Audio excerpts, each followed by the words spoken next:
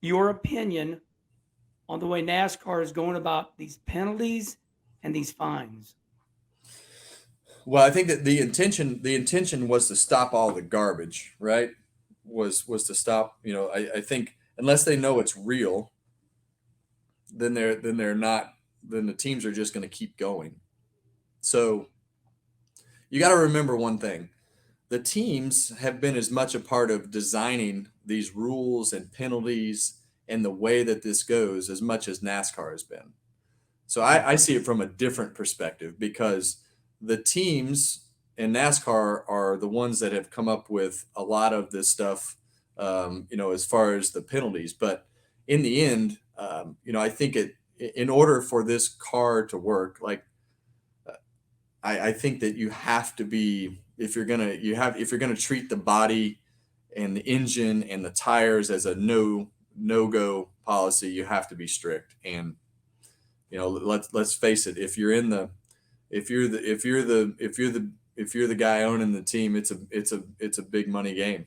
And So, I so don't. you're saying that the car owners They give have to me your, deter the teams. They have to deter yeah, the teams from. they asked for this car and They asked to asked be for this put in this car, car. and they asked for this car, and they asked for tougher rules. So you can't have it both ways. What are your thoughts on the unbelievable $250,000 fines and driver suspensions? Chase Elliott, you cannot race this week. What are your thoughts of this unprecedented penalties and fines? Has to happen. Hmm? Has to happen. It has to happen. We need somebody to protect us from ourselves and somebody to officiate the sport. It has to happen. You can't let the prisoners run the prison. Right? Good point. Yes, good You, point. right? If you let us all have at it, right, from building a race car, we're all going to keep pushing the limits because it's competition, and we're going to keep going and going and going and going and going. Somebody's got to rein us back in, and there has to be a penalty big enough to make you say, "Oh, don't do that." Like that's a year ender, right? Like you can't afford to do that. I feel like NASCAR's done a pretty good job at that. The other piece that needs to happen is there needs to be consistency. You can't have a penalty one week and not the next week, and then the next week you do, and the next week you don't. Like if it's wrong and you penalize somebody, the next time it happens, you have to do it again. Have to. And they've seemed to have done a pretty good job at that. I don't know if any officiating of any sport bats 1,000 at this one, right? Like whether it's football, baseball, they're gonna miss a call every now and again, right? And NASCAR is probably no different. That you're gonna miss a call every now and again, right? Restart might not look as good as it needs to, and somebody might get away with one, or a pit stop, right? Something might have been an uncontrolled tire and they got away with it, or they didn't, right? Like there's going to be some balls and strike calls there.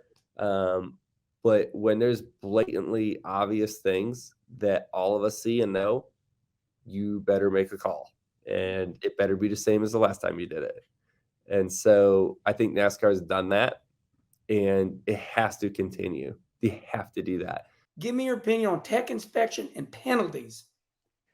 I don't like it. I just reflect on Denny Hamlin getting the race taken away over a piece of helicopter tape. I understand. I get it. I understand that NASCAR has to have tight tolerances. I understand where we are today. Don't make me like it. I think that, these penalties have to be done. I don't like seeing appeals being overturned or lightened up. They didn't on mine. My most critical one, they should have. The 2-inch spacer at Richmond. Yeah, but they didn't. Back in the day, when they made a decision, that was a decision. Now it's more complicated. What happened back in the day, even in in the mid 90s. You go to the racetrack, get beat, you come cut the body off. You could push the tail to the right an inch and push the nose to the left an inch. You can't do that. 70 thousandths will get you thrown out of here. Your fingernail. Your Yeah. fingernail.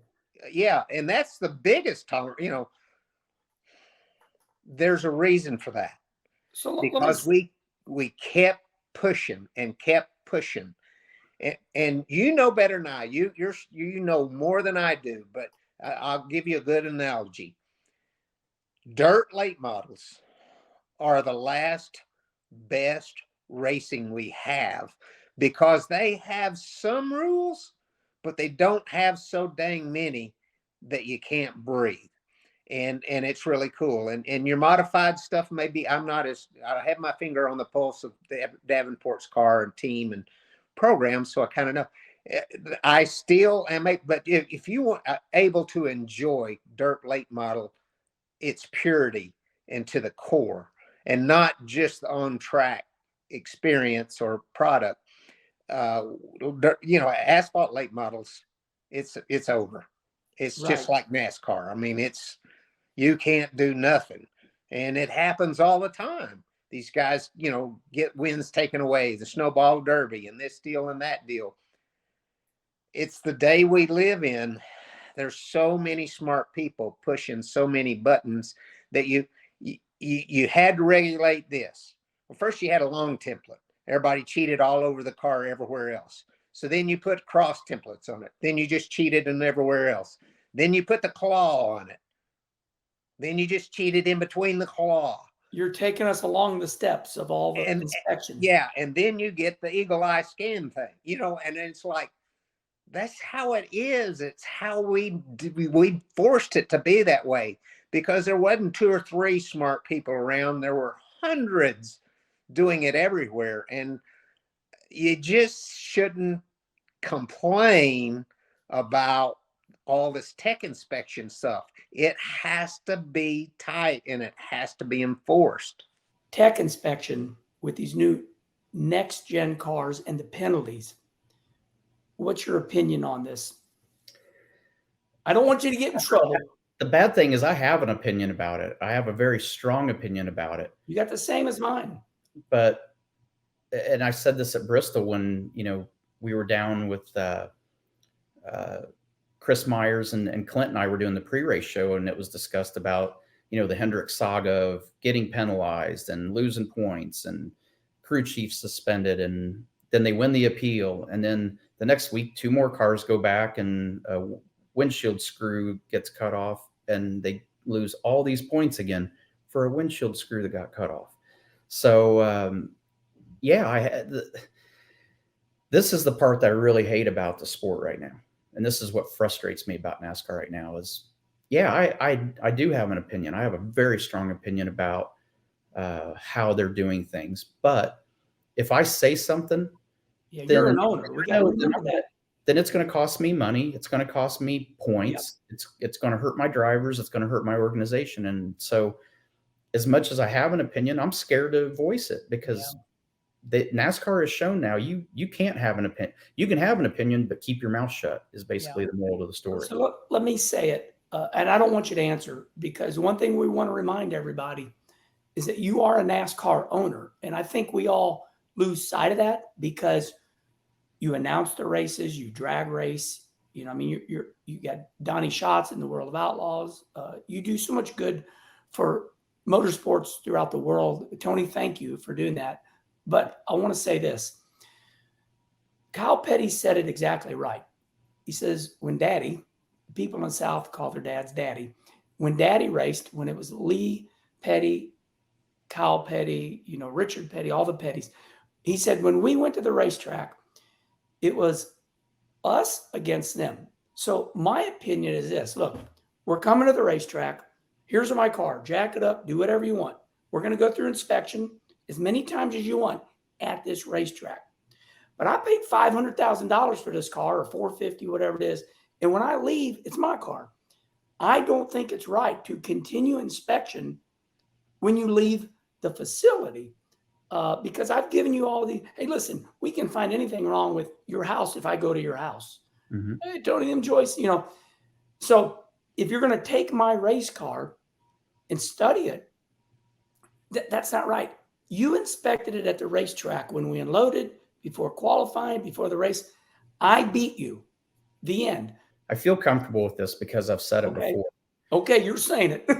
And you remember this when I started, and when you had already been in the sport for a little while.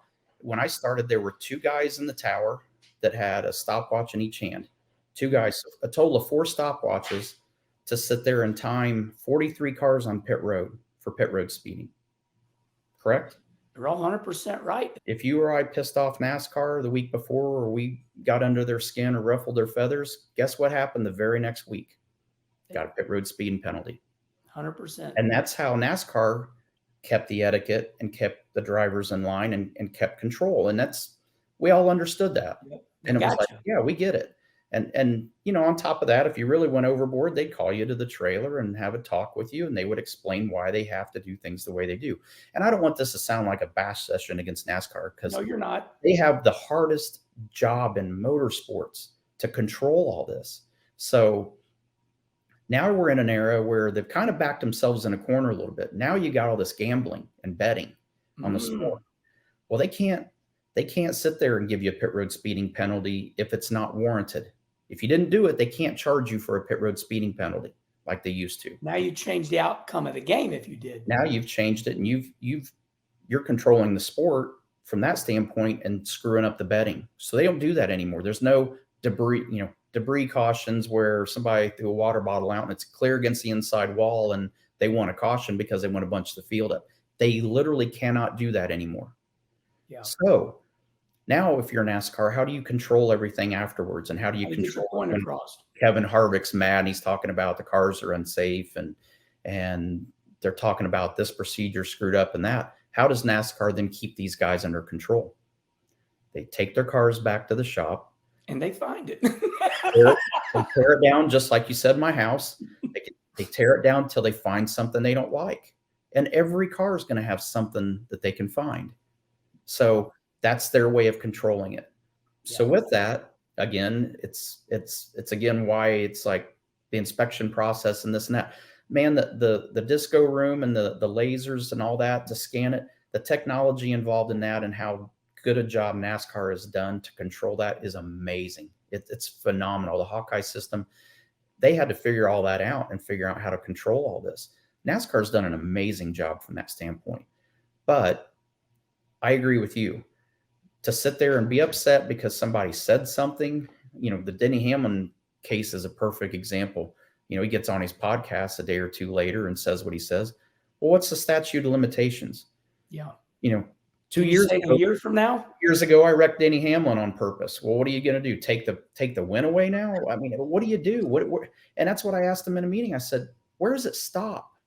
It's like, you can't control, you can't babysit, you can't monitor everything. And I think they are making mistakes, but it's their playground, it's their rules, and we all play by them. We've gotten skewed out of whack here on this because for people to get fined and suspended, and it's like over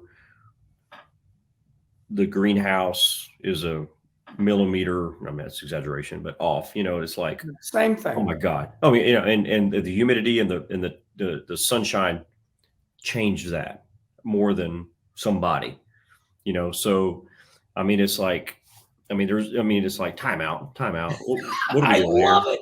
That's What are we what I doing would here? do. Timeout. It's like, You're giving me timeout. crap about 065. Yeah, right. It's like timeout. Why can't we make it where it's not all that important anymore, and somehow just kind of put it back to some ingenuity and some driver and some luck, instead of everything's got to be the thickness of this glass here, and it's like, dude, that all that does is cost more money. Right.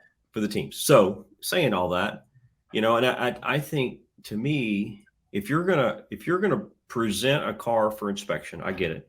Present this car for inspection. Here comes this car, rolls in there. All right, you're clear, you're good. Roll her out to the line and have at it, boys. That's it. It's over. Inspection's over. Take it back home and dissect it.